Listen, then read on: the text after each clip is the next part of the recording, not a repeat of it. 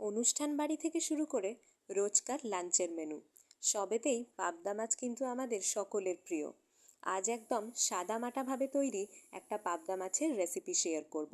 রান্নাটা কেমন লাগলো অবশ্যই কমেন্ট করে জানিও। প্রথমেই কড়াইতে তেল গরম করে নুন, হলুদ, লঙ্কা গুঁড়ো, সর্ষের তেল দিয়ে মাখানো মাছগুলো ভালো করে ভেজে নেব। এরপর আবারও কড়াইতে তেল গরম করে কালো জিরে ফোড়ন দিয়ে আগে থেকে তৈরি করে রাখা কালো সর্ষে, সাদা সর্ষে, পোস্ত আর কাঁচা লঙ্কার একটা স্মুথ পেস্ট দিয়ে দেব। জল দিয়ে বেশ কিছুক্ষণ কষাবো, মশলার কাঁচা গন্ধটা না যাওয়া অবধি। এরপর টেস্ট এনহ্যান্সের জন্য দিয়ে দেব চেরা কাঁচা লঙ্কা আর টমেটো কুচি। ঝোল ফুটে উঠলে ভেজে রাখা মাছগুলো দিয়ে দেব। এরপর গ্রেভিটা একটু মাখা মাখা হলেই আমাদের সর্ষে পাবদা এক্কেবারে রেডি।